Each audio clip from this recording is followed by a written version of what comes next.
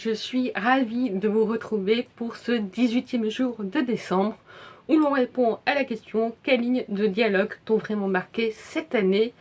Et oui, aujourd'hui j'inaugure la triche. Pour une fois, c'est la première fois cette année dans le calendrier de l'Avent que j'ai une égalité parmi les 3 nommés de mes dramas. Il y en a 2 que je n'ai pas su les partager et du coup que je désigne gagnant.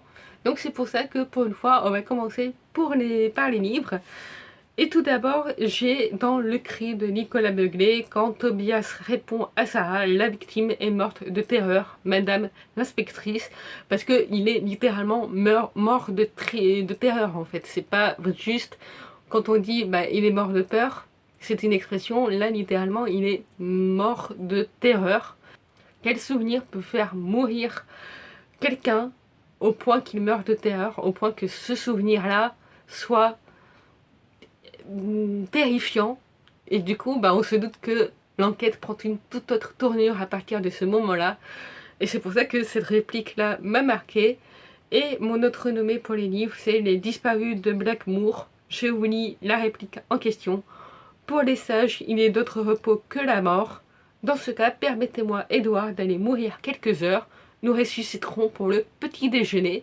C'est un passage de dialogue entre les 2 personnages principaux. Donc les Disparus de Blackmoor, c'est un policier historique. Et ce duo d'enquêteurs m'a fait mourir, enfin pas mourir de rire puisque je ris rarement du coup quand je lis, mais m'a fait sourire plus d'une fois par leurs répliques, leurs punchlines. J'ai adoré leurs punchlines. Et là du coup c'est une façon originale de dire allons nous reposer quelques heures avant de nous réveiller demain pour reprendre l'enquête. Et du coup ça vous donne aussi une ambiance des Disparus de Blackmoor et un extrait d'alchimie qu'il y a entre ces 2 personnages. Donc j'espère que je vous donne envie par ces petits extraits de découvrir le coup Les Disparus de Blackmoor ou Le Cri de Nicolas Beuglet. Et du coup c'est la réplique des Disparus de Blackmoor que je désigne gagnant pour cette question. Et du coup les dramas, on y arrive. Donc les nommés sont quand l'un des F4 explique à Goria que moins d'1% de la population thaïlandaise seront concernés par la crise dans F4 Thaïlande. C'est une réplique, alors je sais plus lequel des membres du F4 explique ça à Goria. Et du coup ça donne un point de vue sur l'économie thaïlandaise du fait que seul moins d'1% de la population seront touchés parmi les familles de riches. On se dit qu'il y a vraiment les 2 extrêmes entre les riches et la pauvreté qui est encore plus dur dans ce pays-là. Et du coup c'est pour ça que cette réplique m'a marqué. Mais du coup mes 2 gagnants en question, ça vient de Boss Love. C'est le monologue de Ray dans Only Friends quand Ray essaye d'échapper du coup à son alcoolisme et du coup essaye de se guérir de ça. Il a la vision de Sandre en face de lui qui voit à la place de sa conseillère pour échapper du coup à son alcoolisme, et il se lance dans un monologue et qui est hyper touchant. On voit juste pendant quelques minutes son visage, lui qui exprime ses sentiments à sa vision de Sandre, et la scène est magnifique.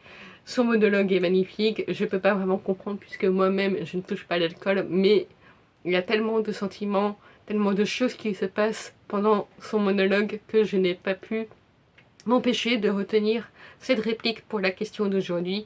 Et mon autre gagnant, c'est le dialogue en langue des signes dans Mulan Chicken entre le couple secondaire, donc le neveu du héros et celui qui rencontre dans cette famille de riches qui doit aider. Du coup j'ai adoré un de leurs monologues quand lui, enfin le neveu du coup, j'ai toujours pas la mémoire des noms, désolée, lui apprend du coup la langue des signes pour pouvoir dialoguer avec ce jeune qui du coup ne peut jamais dialoguer avec personne.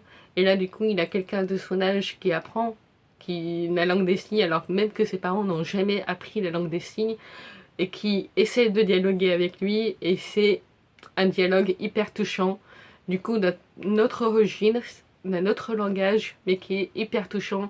Et donc c'est pour ça que mes 2 gagnants sont Ray dans Only Friends et le dialogue en langue des signes dans Mulan Chicken. Et moi je vous donne rendez-vous demain pour la prochaine question. Vous dites-moi en commentaire quelles lignes de dialogue vous ont marqué cette année.